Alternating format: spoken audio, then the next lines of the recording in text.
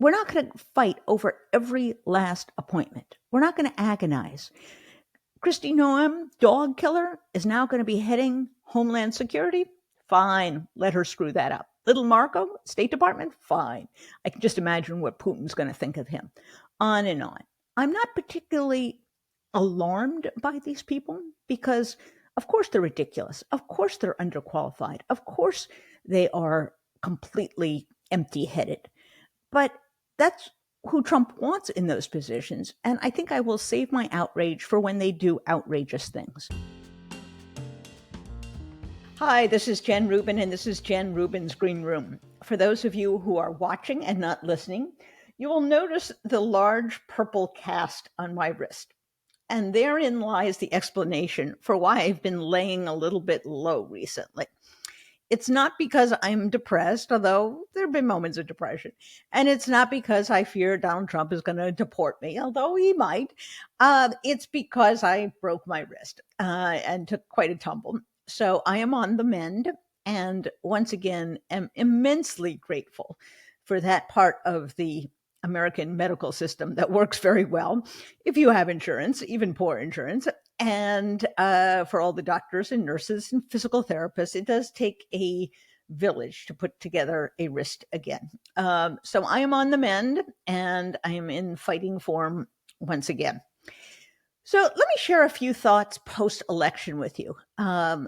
Not so much maybe about the election, but kind of how I'm looking at things and the road ahead for all of us. The election, on one hand, was very normal in that it was another incumbent who was thrown out of office post-COVID, post-inflation. And although Kamala Harris ran much better than Biden's approval, it was too much for her to overcome. That also must acknowledge that we live in a media sewer that the right wing has created.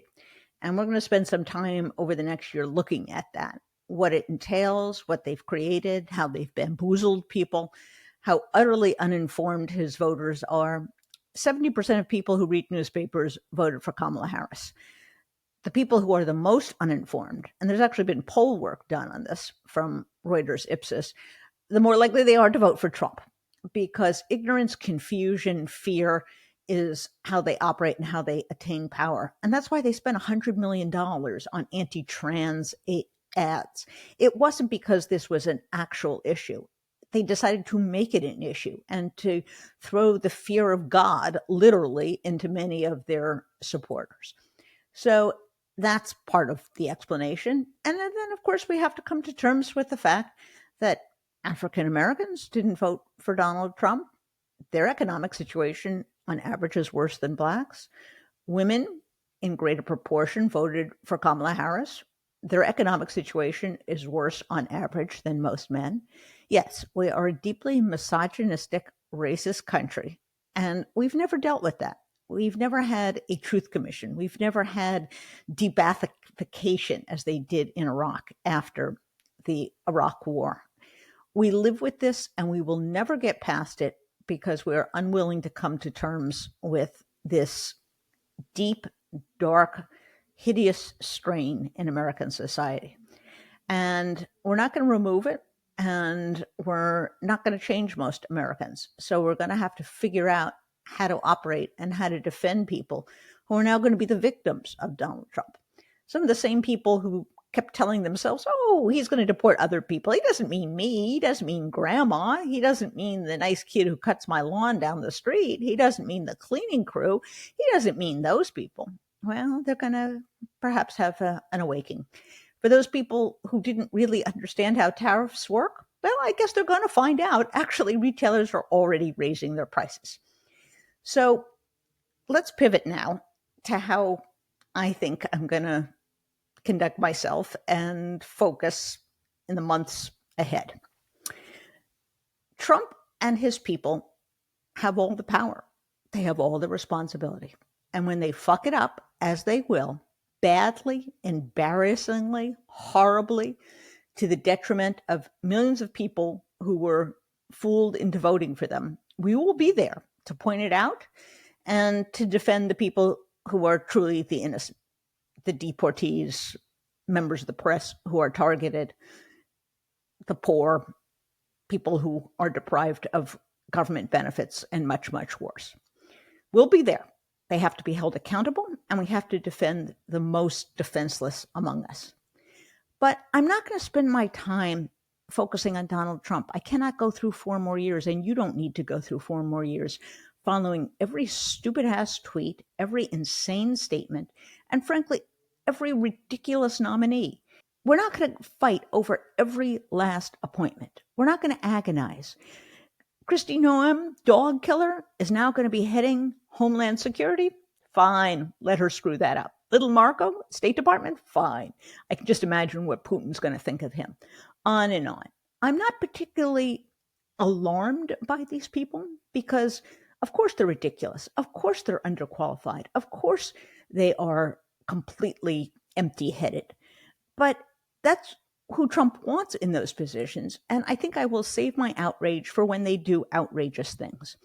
And at this point, I think we can just sit back and say, well, the American people touched the hot stove, and it's now a question of how badly they get burned, not only by these ridiculous appointees, but of course, more importantly, by Trump and the people who he has in the White House.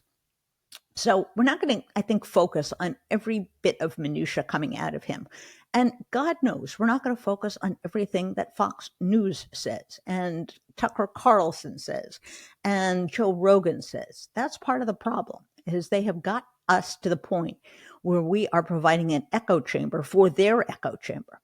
And rather than do that, I think we need to elevate, encourage, help nurture good media, local media, student media that actually covers what's going on in communities. You know what? Millions of people's lives are better off because they have infrastructure projects in their area or because they have a new chips manufacturer. Let's talk about that. Let's figure out what's working, and let's figure out who is harmed by Trump's policies. So we're going to do, I think, a bit more covering America outside of Washington, D.C. What Washington, D.C. does is terribly important because it affects real people. And we're going to follow those real people and see what their fate is under this presidency. I also want to spend a lot of time talking to Democrats who got it right. Not everybody lost. Think about it. Elisa Slotkin won. Tammy Baldwin won. These are excellent Democrats. They are pro-choice. They are pro-LGBTQ rights. And they are pro-worker. And they managed to get themselves elected in this environment. So let's figure out who is doing it right, who is running good campaigns, and more importantly, who's governing well. We get so DC focused, we forget that we've got some really good governors around the country, and they make life better for people. So we're going to take a look at that as well.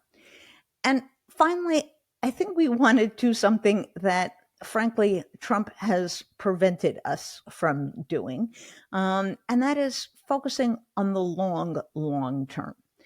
And I don't mean how to win the next election. I don't mean the next midterms or even the presidential election, but how to build a coherent pro-democracy, pro-worker, majoritarian movement. What that takes, how it takes for the long term, not just to leap from election to election, but how you construct something that time after time is going to elect, in this case it's Democrats, the only sane party, that is responsible and produces results. And there are people who know how to do this. Our friend Ben Wickler, who is the state chairman of the Wisconsin Democratic Party, knows how to do this. And there are other people who do as well. So if you're coming here for the outrage, for the latest tweet, to read the hysterical headlines and the geschreying over at Politico or the Washington Post or the New York Times, I'm sorry, I'm not going to do it. We're going to focus on the things that I've just discussed, and we're going to focus on helping to make the country better, hold the responsible people responsible when they screw up, and most of all, to continuing to save democracy. After all, that's the mission. The mission is not necessarily to win elections, although in the case of the Democratic Party, it's pretty essential since we have a non-democratic small d party on the other side. It's to build an enduring support for a decent, kind, inclusive, pluralistic democracy. And that work goes on whether we have the White House or Congress or none of the above. So that's a lot of work, but I think it's going to be interesting. It's not going to be depressing. You're not going to have to talk about and think about Donald Trump every time you tune in.